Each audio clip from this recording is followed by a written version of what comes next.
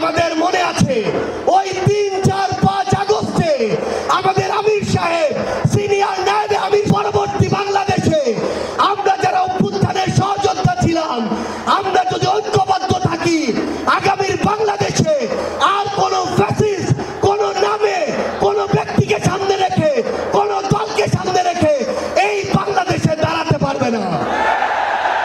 এখন জনগণের সামনে আমাদের দৃষ্টান্ত স্থাপন করতে হবে। আমরা আমাদের কাজের মাধ্যমে প্রত্যেকটি ক্ষেত্রে যেন সেই দৃষ্টান্ত স্থাপন করতে পারি। আজকে যখন আমি আসছিলাম রাস্তার আশেপাশের প্রত্যেকটি মোড়ে আমার ইসলামী আন্দোলন বাংলাদেশের সহযোদ্ধারা ট্রাফিকিং এর কাজ করছে।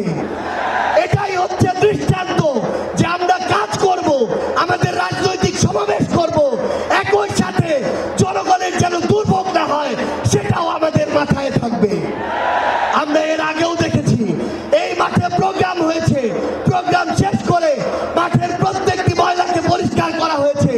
এটাই হচ্ছে আগামী বাংলাদেশের দৃষ্টান্ত যে আমাদের যারা সাময়িক যদি কোনো সমস্যা হয় আমরা আবার ঐক্যবদ্ধভাবে সেই সমস্যার সমাধান করব। একটা জিনিস মনে রাখতে হবে, এই অভ্যুত্থানে আপনারা যখন ঢাকার গুরুত্বপূর্ণ পয়েন্টগুলো থেকে শুরু করে দেশের বিভিন্ন রণক্ষেত্রে অংশগ্রহণ করেছেন, আপনাদেরকে পাঞ্জাবি পায়জামা টুপি থেকে টার্গেট কিলিং করা হয়েছে। আমার মাদ্রাসার অসংখ্য ভাই এই টার্গেট কিলিং এর শিকার হয়েছে। আগামীর বাংলাদেশে কেউ যেন কাউকে ট্যাগিং করে টার্গেট কিলিং এর শিকার না করতে পারে সে বিষয়ে আমাদের ঐক্যবদ্ধ থাকতে হবে। আমরা সংস্কার বিচারকে সামনে রেখে আমাদের এই লড়াই করছি।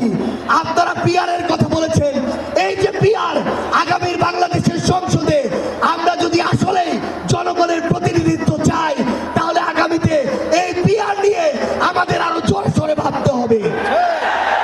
আমরা আপনাদেরকে স্পষ্ট করে আমাদের জাতীয় নাগরিক পার্টি এনসিপির পক্ষ থেকে অঙ্গীকার করি, বাংলাদেশের প্রশ্নে জনগণের প্রশ্নে আপনারা যদি ঐক্যবদ্ধ থাকেন আপনাদের সাথে কাঁধে কাঁধ মিলিয়ে 24-এর মতো এনসিপি আবারও আগামীর বাংলাদেশে লড়াই করবে।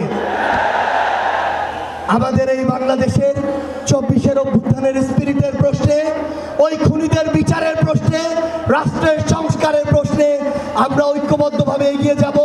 আমরা যতদিন ঐক্যবদ্ধ থাকব ততদিন এই বাংলাদেশে আর কোনো হাসিনা মাথা উঁচু করে দাঁড়াতে পারবে না।